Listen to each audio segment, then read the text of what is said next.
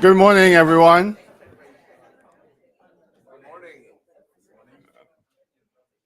All right, ladies and gentlemen, would you please stand for the national anthem of Panama?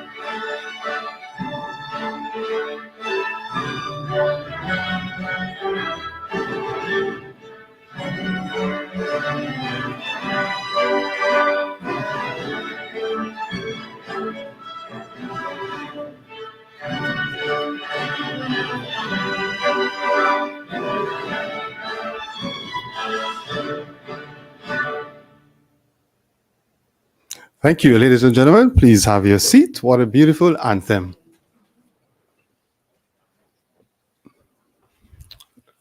Good morning. My name is Cleveland Sam from the Nature Conservancy, and I'll be taking you through the program this morning. Steve McAndrew, IFRC Deputy Regional Director, Dr. Jyoth Singh, Director of Policy and Strategic Programs at TNC Caribbean, Daniel Morchain, Director of Global Adaptation, TNC Global, Dr. Steve Scholes, the TNC Science Lead, representatives from our Red Cross colleagues, representatives of the International Federation of Red Cross and Red Crescent Societies, as well as some presidents of the Red Cross societies nationally. We want to welcome you to this morning's event. And should I be courteous and say buenos dias, señoras, señores y señores, and good morning. And I was spared trying to say that in German since I need to apologize for the absence of our German ambassador. He was actually on his, well, trying to get here, but he's delayed at the airport. And we know how travel goes for those of us who traveled yesterday and the day before. There was quite a bit of delays. So we will proceed. The Oxford Dictionary describes resilient as such, and I quote, a person or animal able to withstand or recover quickly from difficult conditions, is substance or object able to recoil or spring back into shape after bending, stretching, or being compressed. End of quote. In addition, the American Psychological Association describes it as a process and outcome of successfully adapting to difficult or challenging life experiences, especially through mental, emotional, and behavioral flexibility and adjustment to external and internal demands. End of quote. I'm sure that most of us here, well, all of us here, especially those of us who are involved in this project, can identify with those two definitions. But if I may, I want to punctuate a few of those words: adapting, flexibility, and of course, a process. I was not at TNC when this project, Resilient Islands, started a few years ago. However, over the last 18 months, I have seen and heard about the absolutely life-changing impact of this collaborative project. I am confident that the impact of RI, as we call it for short, will be felt in our target communities for generations to come, and want to congratulate all of our staff, the staff of the Red Cross, for this project and for bringing it to such an efficient landing. In addition, yes, I think that's a good way, that's a good part to clap. Thank you very much. Perhaps it is no coincidence that this program's closing ceremony is being held in Panama. And I know some persons were asking, why Panama? The project is not in Panama, but I can offer a simple explanation, or maybe not such a simple explanation. Panama, I am told, or my research suggests, is the land of connections. East meets west. Atlantic meets the Pacific Ocean.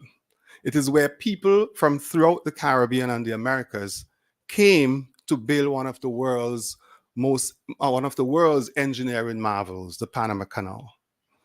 On the conservation front, it is said that Panama's biodiversity is 3 times, and I repeat that, 3 times higher than the United States, Canada, and Europe combined. So there we are. The International Society of the Red Cross and Red Crescent, the Society of the International Red Cross and Red Crescent Society has been a trusted partner in the Resilient Islands project over the years. I want to invite Martha Keys. She is not here for very good reasons. She wanted to be here with us, and she is the IFRC's Regional Director for the Americas, and she's going to bring some opening remarks via video. So please pay attention to the video.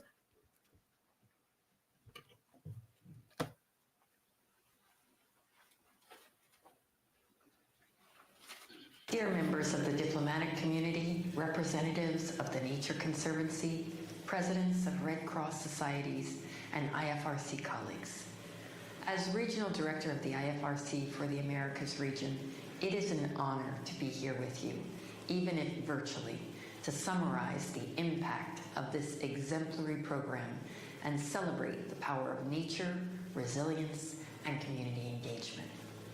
In 2017, the Nature Conservancy and the International Federation of Red Cross and Red Crescent Societies joined forces and created Resilient Islands, a program to tackle the impacts of the climate crisis in the Caribbean, rethink community resilience, and harness the power of nature to protect people. The challenge before us was monumental. We aimed to protect the most vulnerable coastal communities in the Dominican Republic, Grenada, and Jamaica by promoting the use of coastal habitats to reduce climate-related risk and combining cutting-edge conservation science with world-leading expertise in disaster preparedness and response. At a time when weather-related hazards and rising ocean temperatures are becoming more extreme and destructive, and families in those countries are still recovering from the socioeconomic effects of the COVID-19 pandemic, the Resilient Islands program has demonstrated that mangroves, coral reefs, and reforestation can save lives and livelihoods. It has also shown that by working with humanitarian and scientific organizations like us, governments can design climate-resilient laws and climate-smart development plans that promote more and better early warning systems and anticipate climate-related disasters. Laws and policies are one of the pillars for effectively addressing the climate crisis. They can create an enabling environment for scaling up investments in nature-based solutions that protect, manage, and restore ecosystems that can limit people's exposure and vulnerability to hazards. The other, without a doubt, is to put the voices of communities at the center of our work.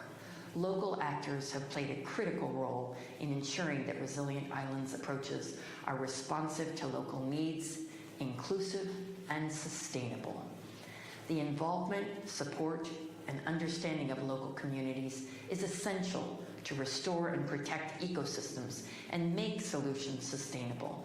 Equally important is the role of Red Cross societies and their network of branches and volunteers who are organic members of the communities we work with.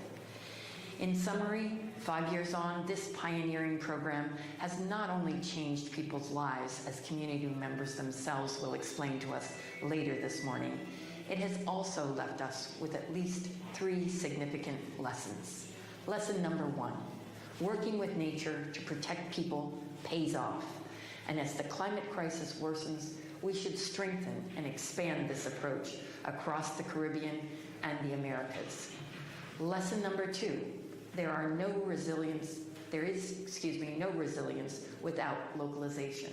Communities are at the forefront of the climate crisis, but also of the design of the implementation of climate-smart solutions that protect them and their livelihoods. And finally, lesson number 3, change is more likely when complementary organizations work together. The alliance between the Nature Conservancy and the IFRC is a model of the innovation, generosity, and vision the world needs to address the climate crisis, arguably the greatest challenge of our time. Hence, I agree with Mr. Brumbaugh, this project should mark the start of a very long-term collaboration between our 2 organizations. Finally, I would like to recognize the invaluable support of the German government's International Climate Initiative. Thousands of people are safer and more resilient today, thanks to their visionary contribution. We are grateful for this effective and transformative partnership. I wish you all a fruitful event and look forward to outlining the next steps in this collaborative journey. Thank you very much. Dear members of the diplomatic community, I think you can do a little better than that.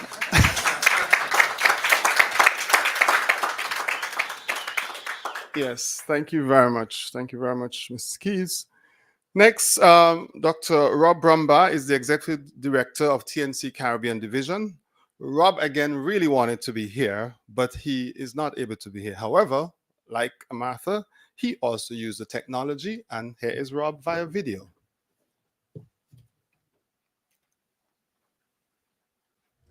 Hello, I'm Rob Brumbaugh, the Executive Director of the Nature Conservancy.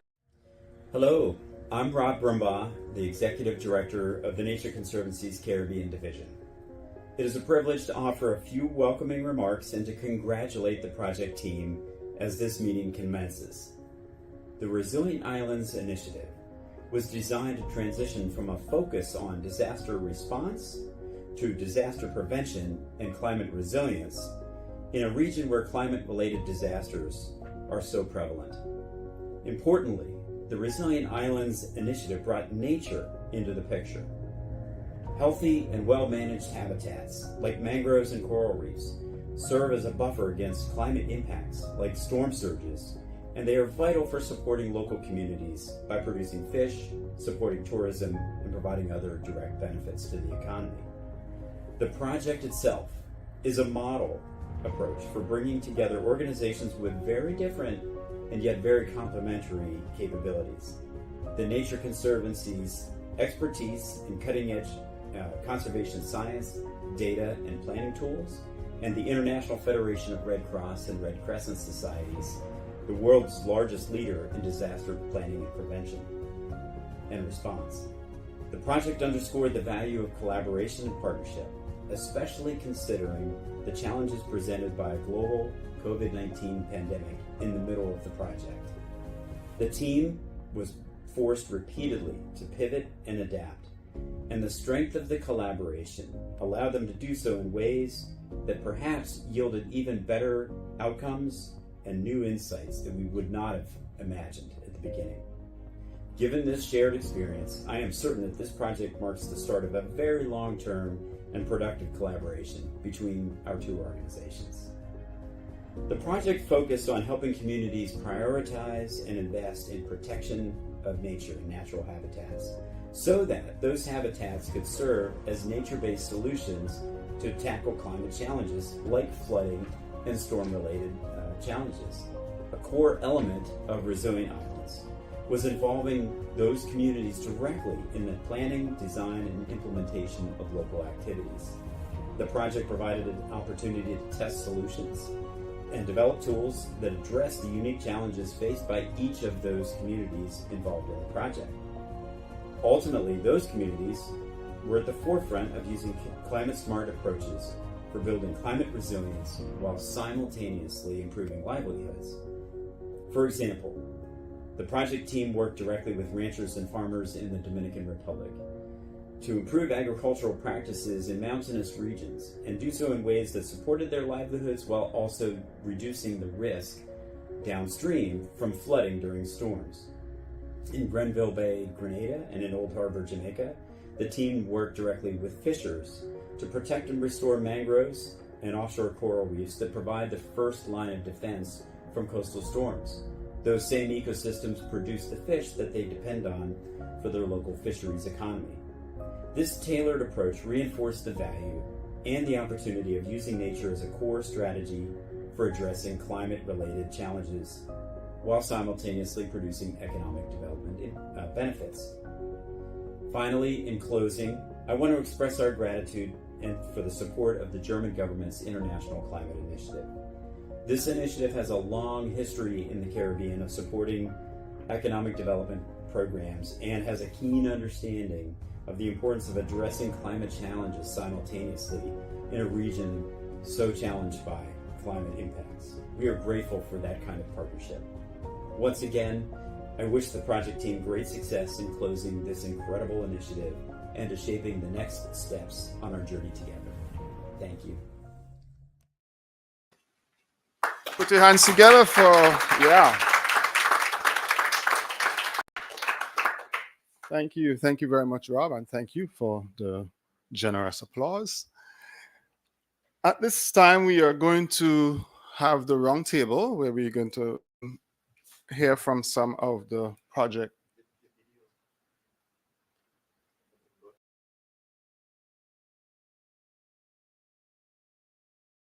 Sorry, let's just get the video up and running.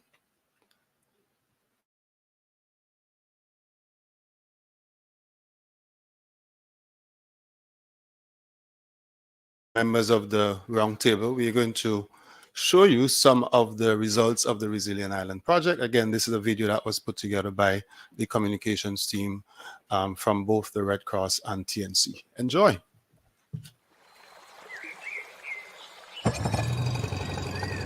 Every hurricane that comes, there comes a destruction of the reefs.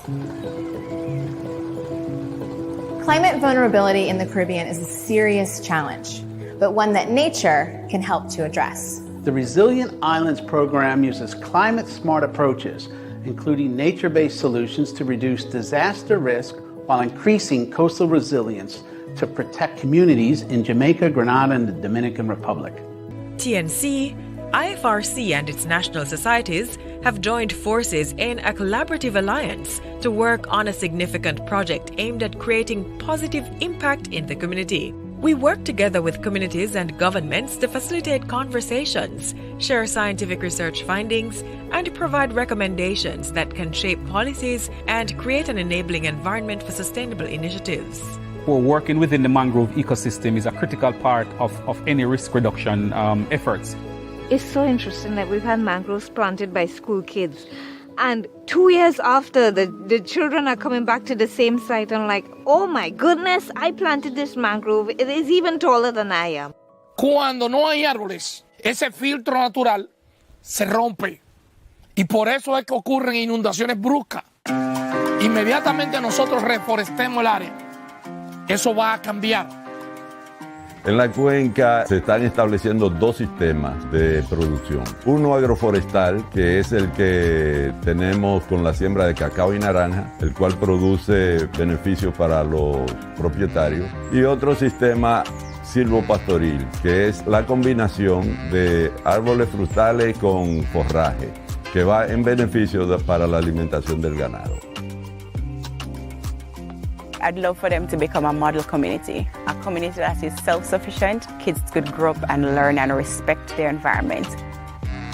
We want a complete approach where government and civil society and everyone recognizes the value of that nature has. It's like a scalable model that could be replicated across all Caribbean countries. We know these solutions are working, number one, because they were developed for the community, by the community.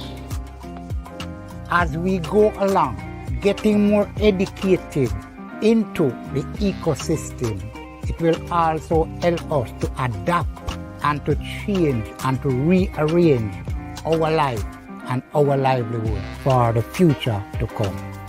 By empowering and engaging communities and governments with planning tools, policies, and a portfolio of solutions, TNC and IFRC are contributing to reducing vulnerability and enhancing climate resilience to protect and preserve the Caribbean islands.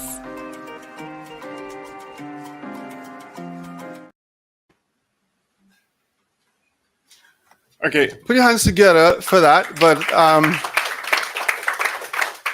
I want to especially acknowledge Claudia. You can stand. Claudia was behind the production, please, of the series of RI videos. Lots of really hard work in bringing them to this stage.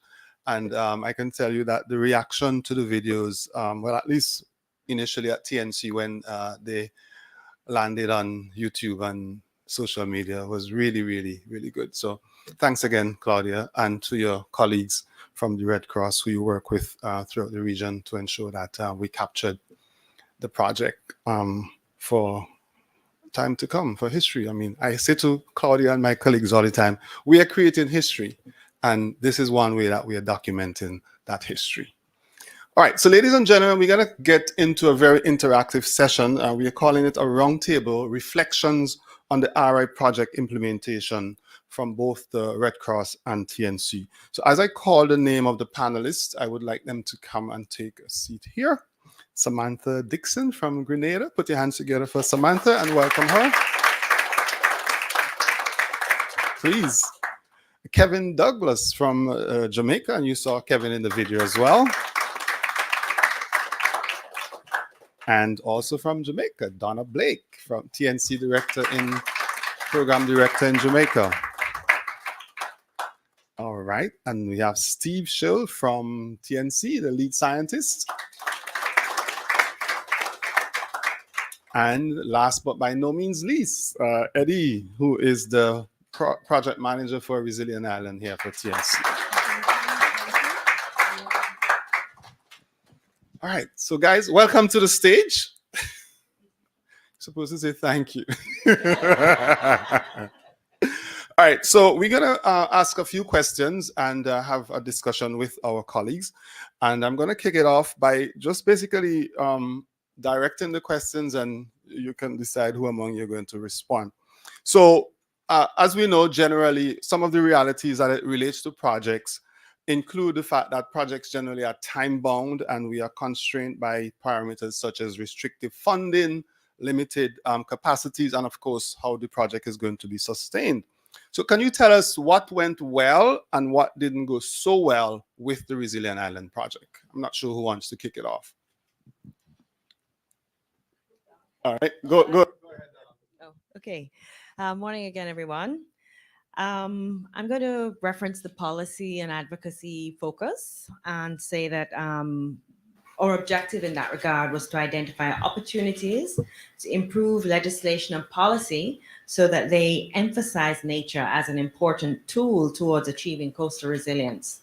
And in the design of the project, along with IFRC, we recognized that there were going to be some challenges with Government of Jamaica capacity, for example.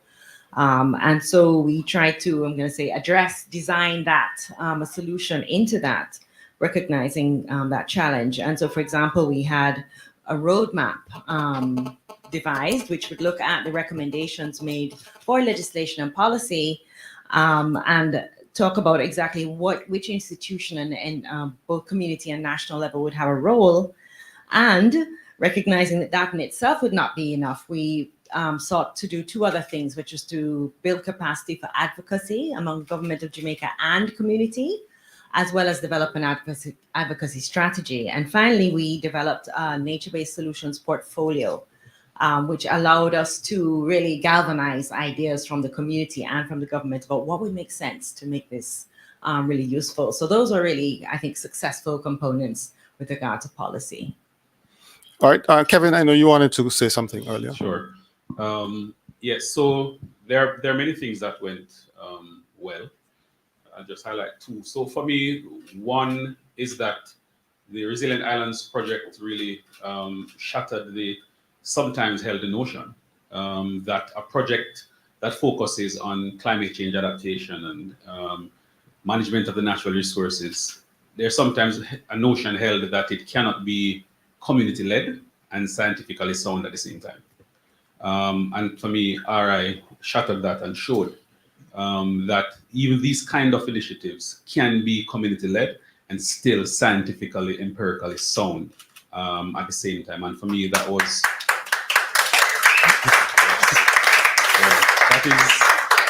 that's something that is major. And one other thing I share is that I think Resilient Islands project also helped to highlight to the government of Jamaica the importance of nature in risk reduction. And I think when the story is told, and it has started already, that the RI project. So for example, when we just started, we needed one of the first tasks was to identify an area in which the project should be directed.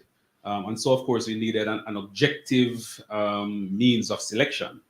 Because of course, in Jamaica, like many other countries, you run the risk of being labeled as being, not objective, or why the project went this way or that way. And so our partnership with the Office of Disaster Preparedness and Emergency Management, through their existing tool, they had a vulnerability ranking index tool, was pretty limited. It existed, but the parameters, for example, were quite narrow, and they were all core disaster risk management.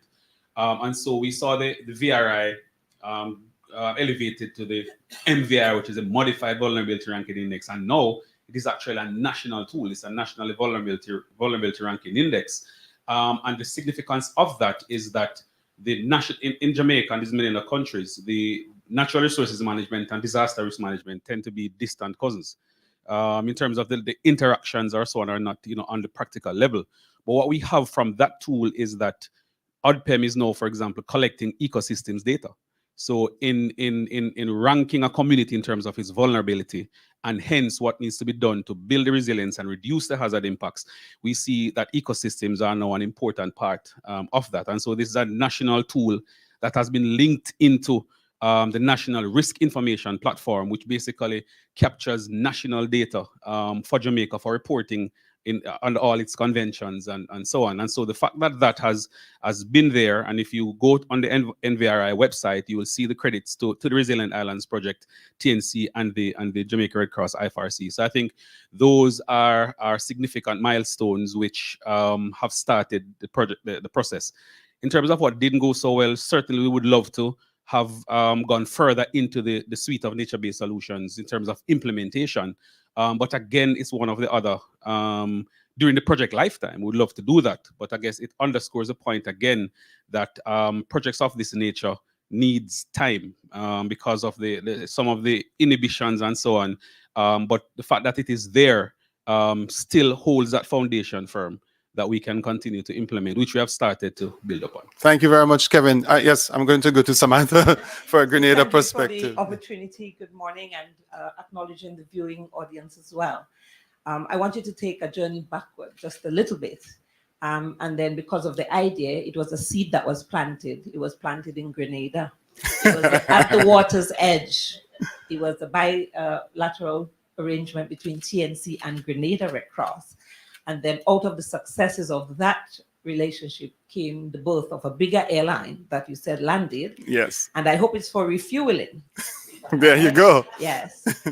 So I'm going to add to another perspective in terms of the community presence that was probably there, but was strengthened because of the interventions of a program like the RI project.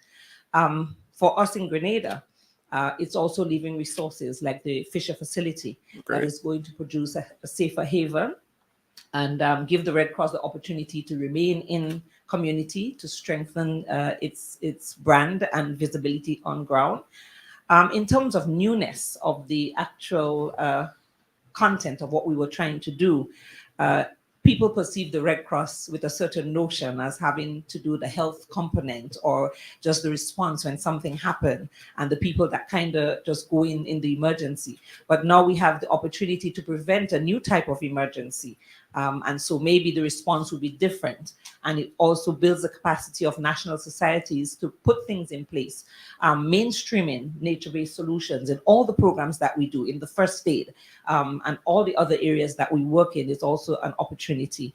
Working with academia to continue collecting data and strengthening what we do. How do we bridge the gap between what we are implementing and behavior change? How do we measure that 5 years from now, 10 years from now? So we are in the communities, and hopefully the Resilient Island project gives us another opportunity to engage with our communities and to stay there longer, and hopefully to change minds and change behaviors. Great. I just want to pick up, Steve. Yes, I'm coming to you actually to pick up on something Kevin said, which was a very important point, that the project was community-led and at the same time scientifically sound. You are a scientist by all stretch of the imagination, cool scientist. Steve is actually a very cool scientist. He's not the guys you see in the movies who's like nerdy. He is a cool scientist, right? So, Steve, I mean, the science of this project, tell us about some of that. Yeah, well, I want to just briefly say that I think this project, we talk about working with our partners to achieve conservation. And I think this is like a perfect marriage. And from the beginning, the people side of things with IFRC and then with TNC, and we're a science-based organization, and bringing nature and the marriage of people and using science to identify, well, where are the important areas of nature? And we use technology to map that out. And then we can also use technology to map out people. Where do people live and where are people vulnerable? So at the nexus of nature and vulnerable people, we find a place where this project focused on. And conservation needs to happen at multiple scales. And I think at the community level is where we can have some of the biggest impacts, because it's there where we really raise awareness and we can really change behavior and attitudes. And the tools that were used, with community engagement and understanding the perceptions, understanding the knowledge that they had, and then bringing in the science, drone mapping. We were mapping at centimeter level. We were bringing in models. We were going from the reefs to the ridges and understanding how everything is connected. And it provided an opportunity to really look at a scale that needs to be explored more, because there's things that we discovered, tools that we developed, and then understanding the decision-making process of that's always been a challenge. Is we can develop good science products, but how do we move that into the decision-making process to actually affect change and advocate for that? So I think this was a great baseline that we accomplished here, and there's so much more we can do to grow this and to replicate it across other communities that are vulnerable. Great. Eddie, yeah. Eddie, as a project manager of Resilient Island, what would you say was really so novel about this partnership that led to its success? What are some of the things that were novel about it? Well, when you think about two different organizations, different perspectives, different ideas of what a crisis means in climate, and when you put them together, you think this is not going to work. And when I started this project, that was my biggest fear. It was a nightmare for me. Then, as we started to have the conversations, we realized that we have common issues. And as humans, right, we have suffered these issues. We have suffered this crisis. And we needed to be open to do something else, to think outside the box. And the thinking outside the box was, for instance, in the case of the Nature Conservancy, who is being strictly with science and conservation of coral reefs and mangroves, was to put people at the center of that, right? We are now reducing risks of people, right? Ecosystems are important, but people is at the center of that.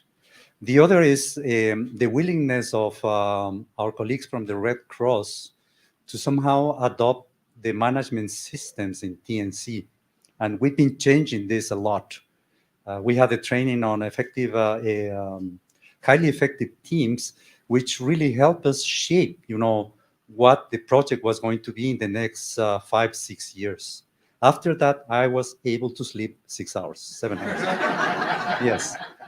The other is, when you look at Resilient Islands, it's not just the science and community engagement, but there are many other elements that may seem invisible, but are there and are part of the whole. This is systems thinking, and we are talking about our policy work. We are talking about resource mobilization. We are talking about making the case, right? It's not only creating the plans, talking to the communities, but actually be on the ground and start, making these projects something tangible that the communities are going to feel. And that's what we've done. Something that I guess, if we would repeat Resilient Islands, I would like to change is, and in our conversations, we developed a vision for the team, right?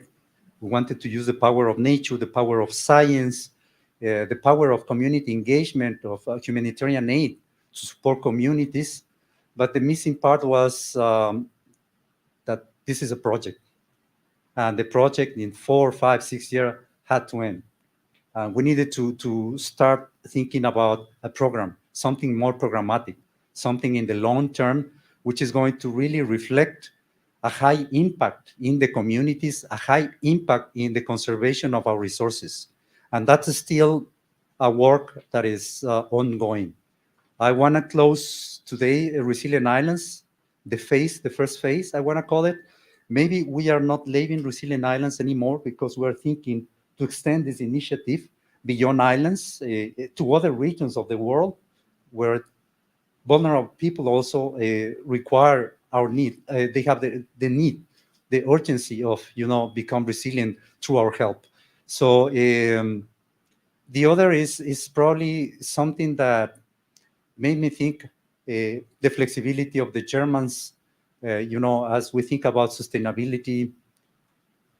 In the middle of the project, we decided to work on a resource mobilization strategy, a joint strategy that made us sit down and think about the future.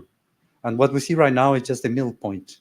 We want to go to, I don't want to call it the end, but to look into another, a path, which is going to lead us to expand our collaboration.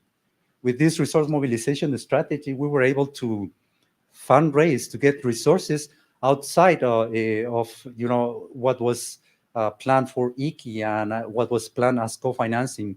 And with the help of the Caribbean Biodiversity Fund, for instance, with the help of other stakeholders, GIZ and local organizations, the money does not necessarily has gone through TNC, the IFRC, but through other partners, and we are advancing with this initiative.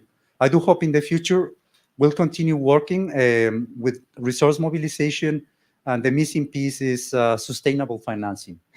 Insurance, for instance, would be really helpful. Other innovative finance mechanisms that are going to provide this financial sustainability that is needed to implement nature-based solutions and make the case, for private investment to attract other sectors.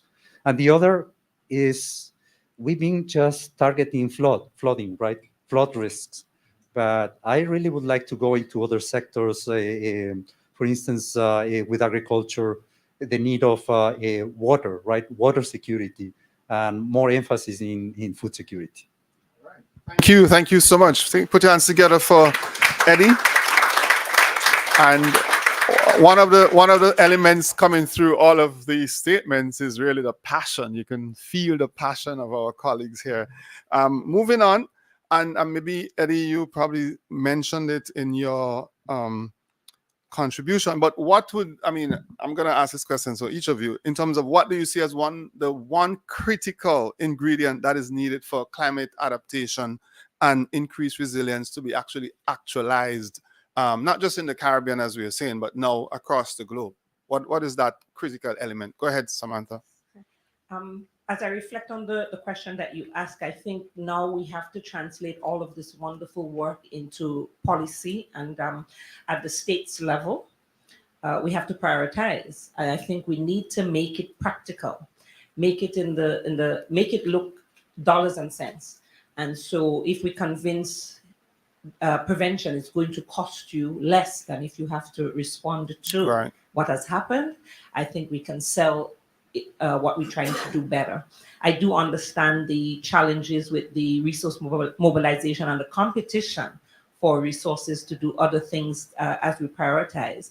But I think changing actions into, as you say, programs, so that for long-term sustainability, getting the national authorities to support national societies and agencies that do this type of work, because it's one thing to engage the community and then to sustain it without, let's say, the national collaboration would be a lot of effort gone to waste. So I think being innovative in the resource mobilization, as well as the laws and policies and programs that would support ongoing programs.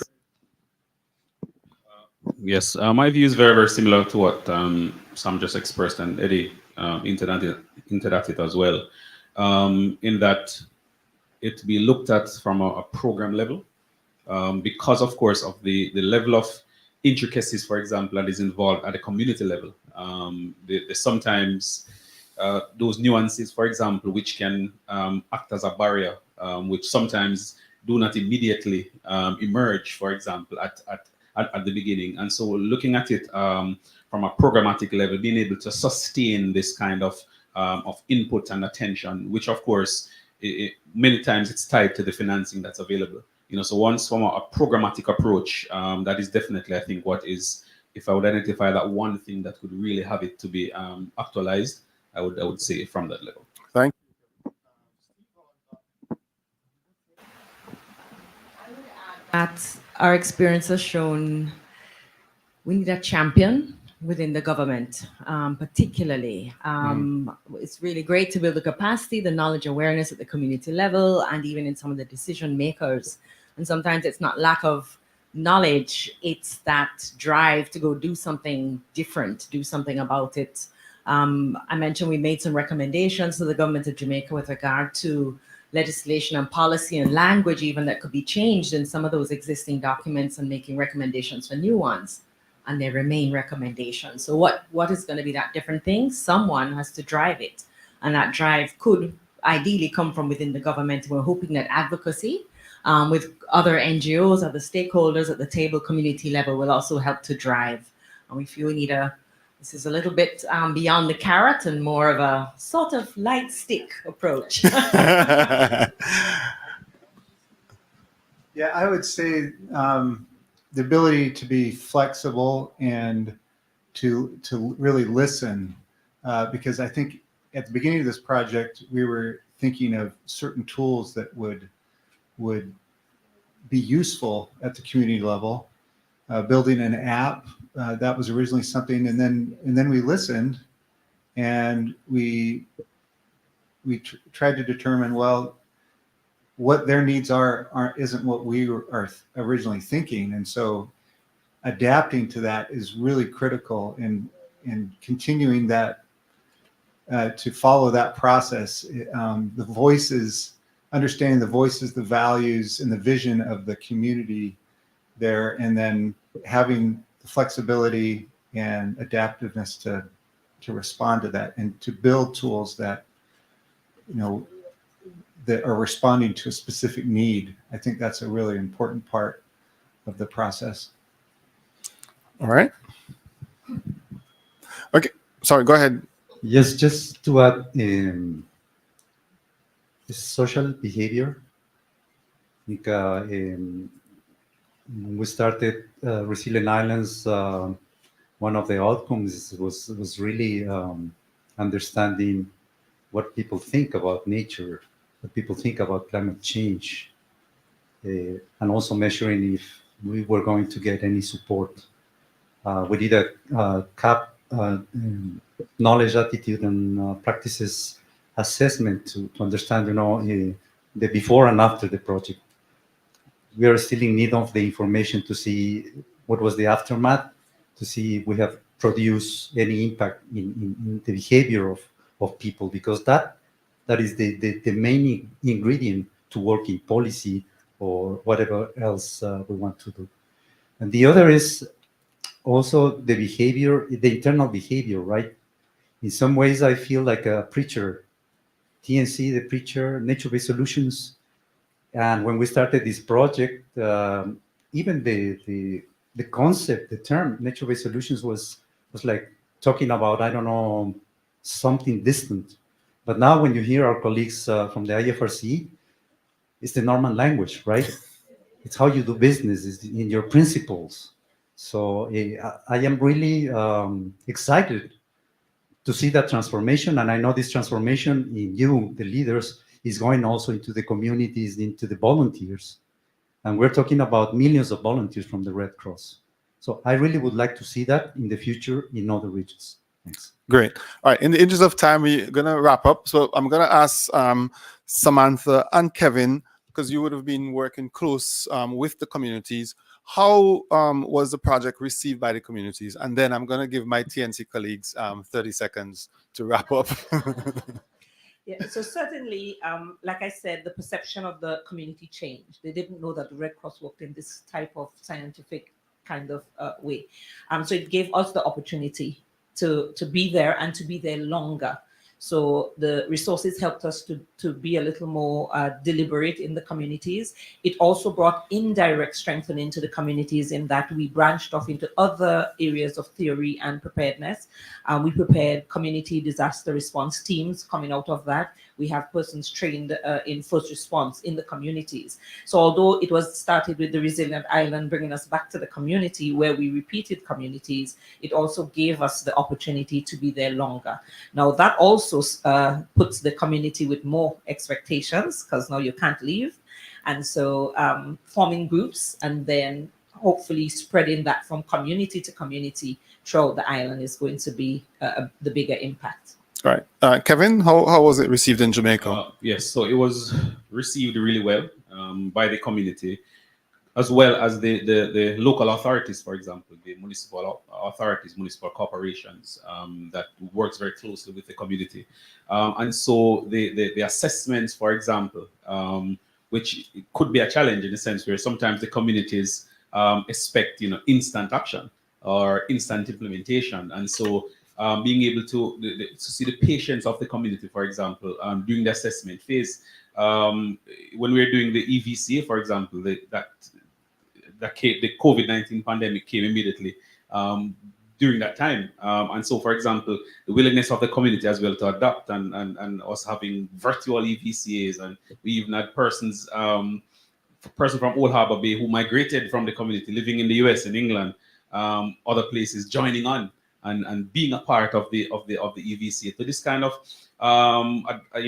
adapting and the patience of the community illustrated how well it has been received. And like as Samantha says, is that the expectation is that we will always be there to be undertaking this kind of work. You know, for us, the community don't readily accept the concept of a project and that it has ended. You know, there's an expectation that, you know, organizations will be there and continue. So of course, you know, but that's a good part of that as well, is that it creates a platform or keeps the door open for us to continue the kind of engagement with the community to build resilience. Great. Donna, 30 seconds.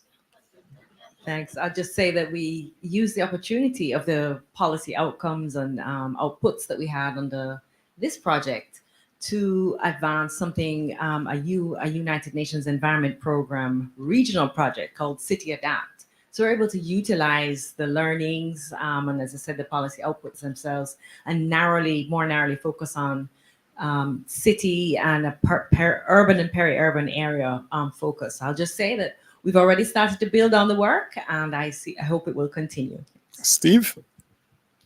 I think the story maps that were developed are very widely used and really popular, that tell the whole storyline of what happened during this project, and it marries, you know, media with maps and is really visual rich content. I think that was a good success.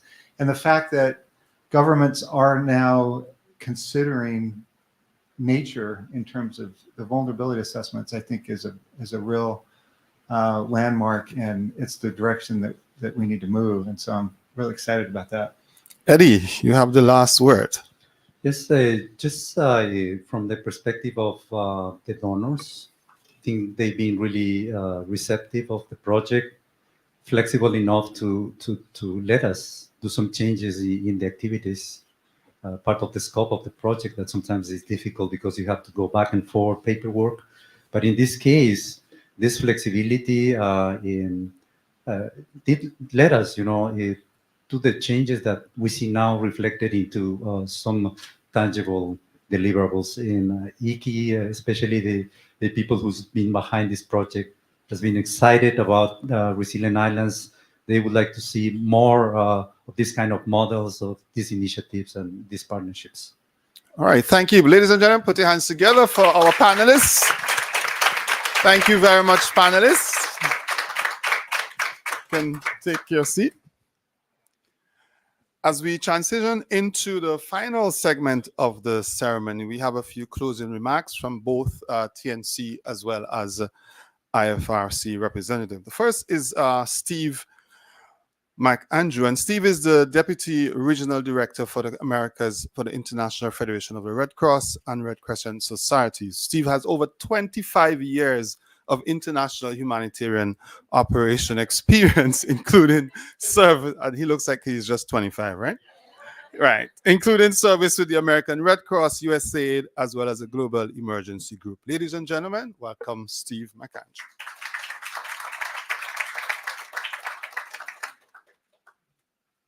Thank you, Cleveland.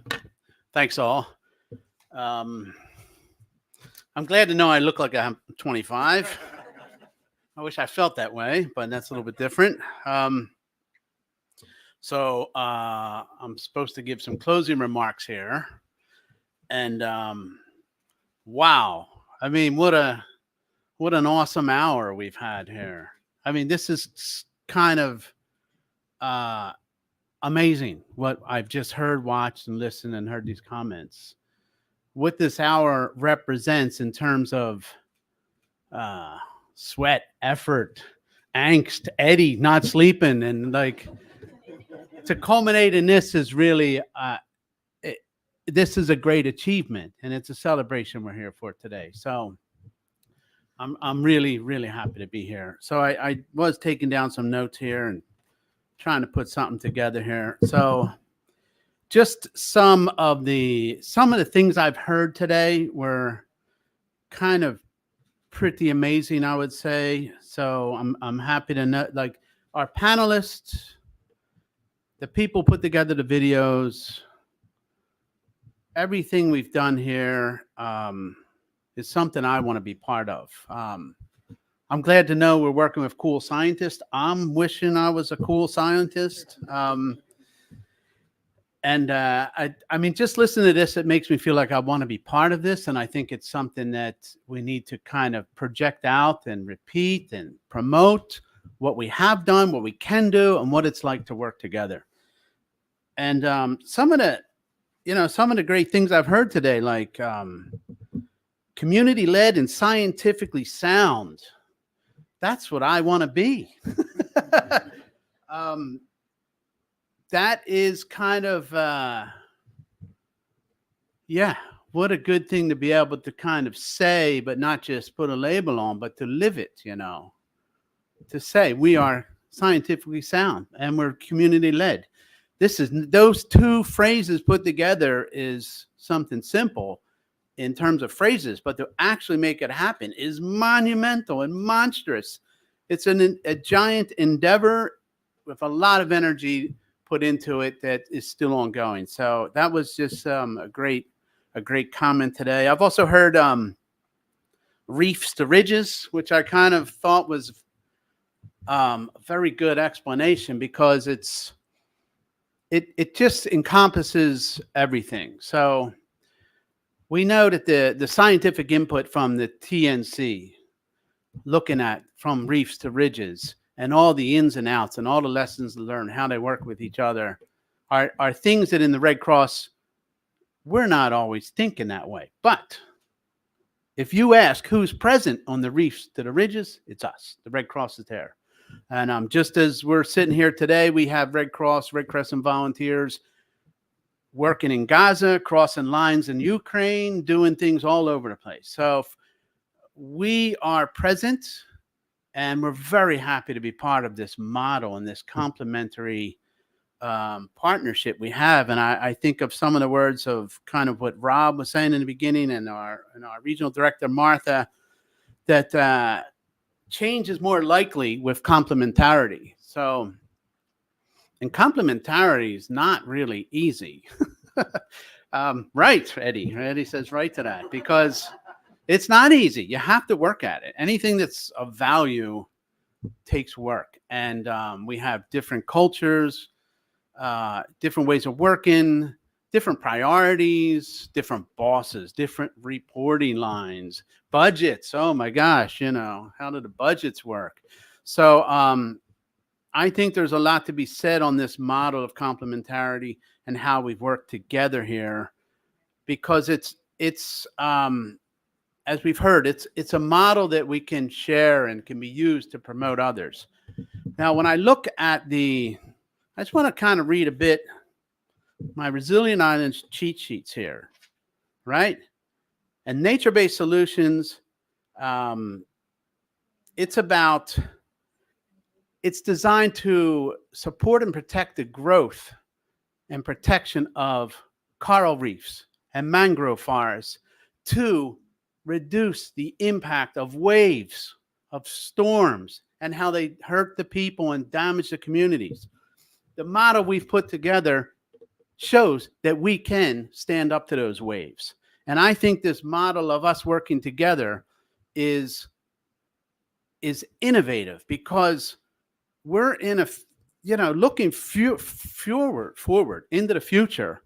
There's not just waves coming of storms. We have waves of ignorance, waves of tribalism, waves of disinformation, waves of negativity, waves of just every day there's another wave coming out there of how everything can't be done.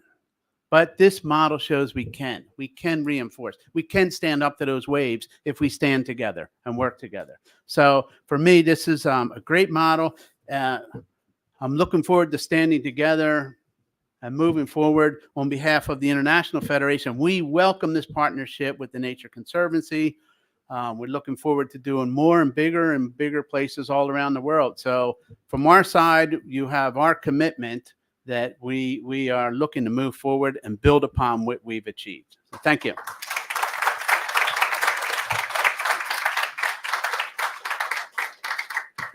Thank you. Thank you so much, Steve. And we will continue to make waves.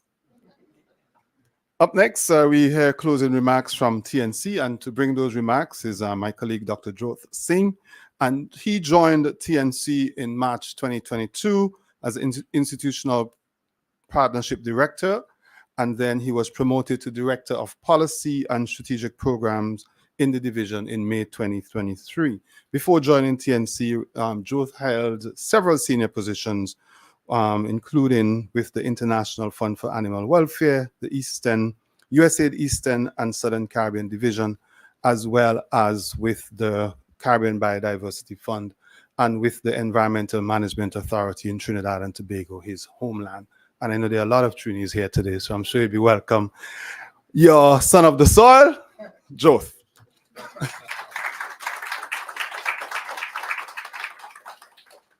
Thanks so much, Cleveland. I do regard myself as a son of Caribbean soil.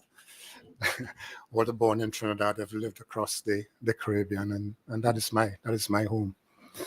Thanks so much for the opportunity to speak to you today. We have heard really, really amazing stories, interventions from both the International Federation of the Red Cross and colleagues from the Nature Conservancy. One of the items which was highlighted is the issue of partnerships. And just wanted to emphasize that again, that, I think in the past, organizations felt that it was more of a competition because you were looking for a space to operate. And I think that has changed so dramatically now with the experiences of projects like Resilient Islands, that you could come together and work together in cooperation rather than in competition.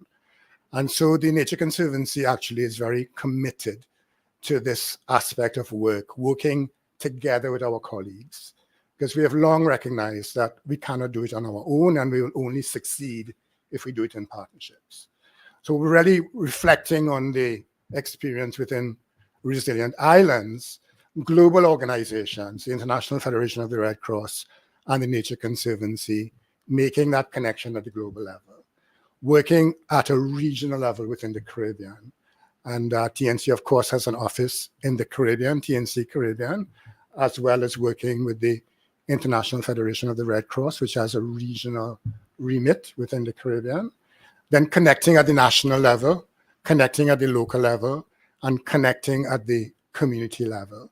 All those various levels in terms of connection. So we are sort of spanning the horizon in terms of where work needs to be done at the global level, at the regional level, at the national level, and the local level. I think within the Caribbean context, the regional level is so important because of many issues, including issues of economies of scale, that we have set up regional entities to fill the gap in some ways because of the absence of capacity that exists at the national level. So working at the regional level is really very critical, and sometimes that is not fully understood. It is one of the case that we are making ourselves within the Nature Conservancy, that you have to work with regional organizations, that you have to work with the CARICOM secretariats, with the OECS Commission, with the 5 Cs, as we refer to the Caribbean Community Climate Change Center, with the International Federation of the Red Cross that is operating within the Caribbean, so that you can have the impacts at all those levels, but reaching down to the community level, which is really very critical.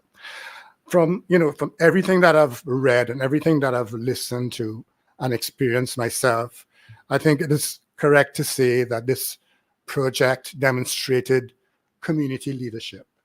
To me, it's one of the showcase successes of Resilient Islands, that we have had communities involved, not only in implementing work on the ground, but in developing the approach as well. And I think that is the philosophy in terms of community engagement, is not say, okay, communities come and join us in implementation, but it's designing it out as well.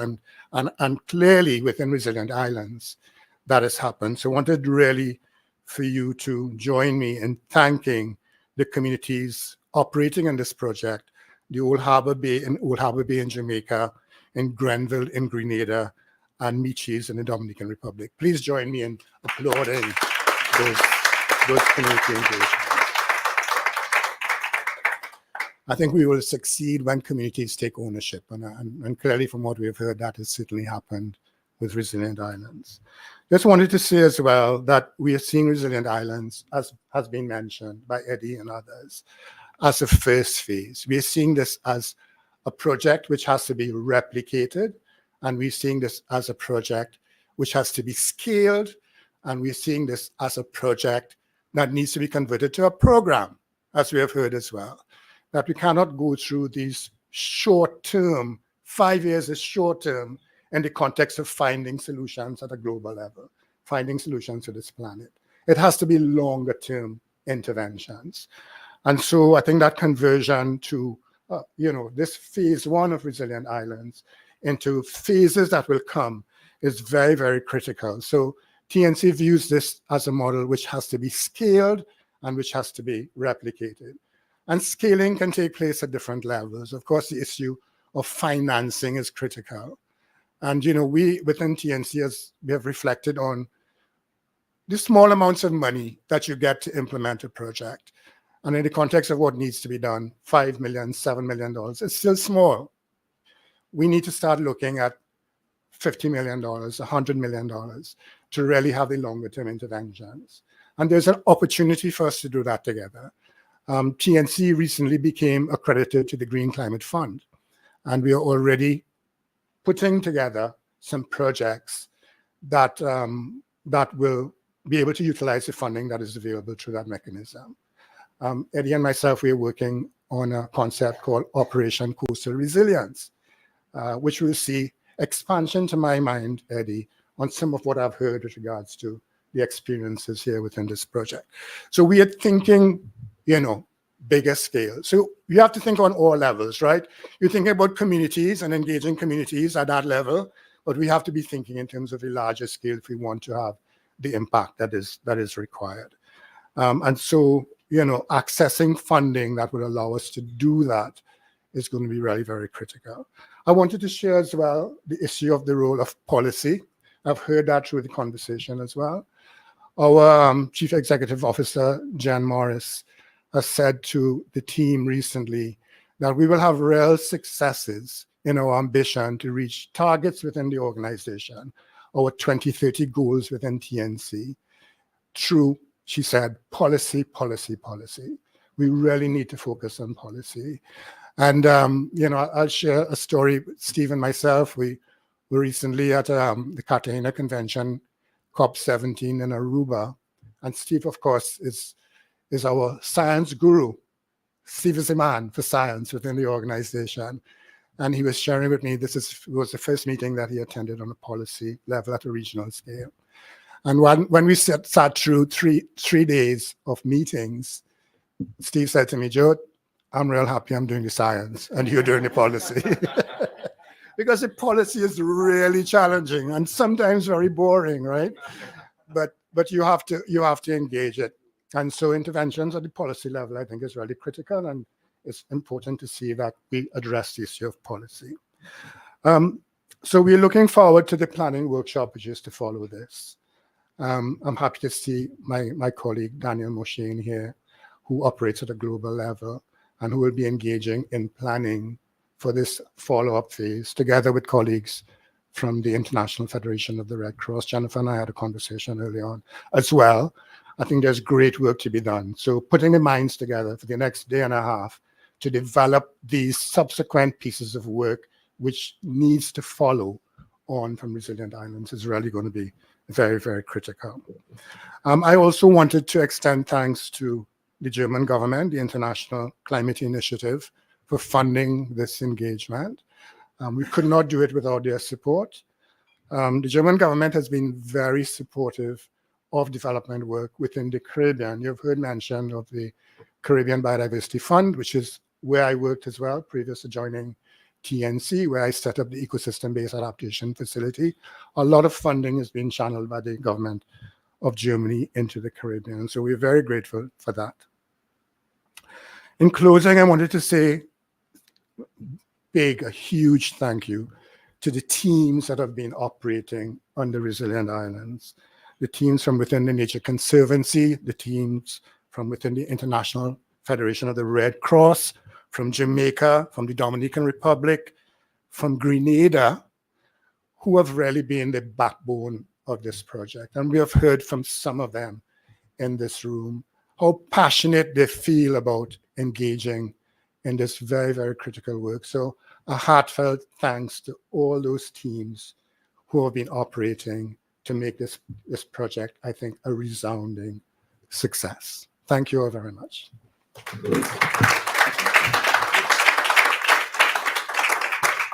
All right, thank you so much, Mike, brother Joth. As we bring the program to a close, I just want to call on Eddie to make some brief presentation to some of our colleagues from the Red Cross. And if I may ask Samantha first to come to receive a TNC token.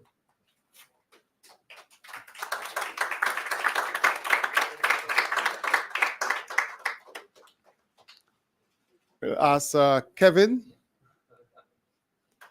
Thank you. And then we're going to ask Steve as well, McAndrew. Yes.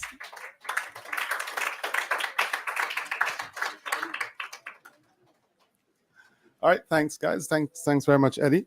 And ladies and gentlemen, that brings us to the close of the ceremony. A special thank you to everyone who participated, and also special thank you to the team who worked hard, Maria, Claudia, and the others to plan this morning's event. Really, thank you. Great job. And thank you for all of the arrangement, Yolani and everyone. We will see you in another, I think there's a break, a coffee break, and then you'll get some instructions as well from Maria and her team. Thank you very much.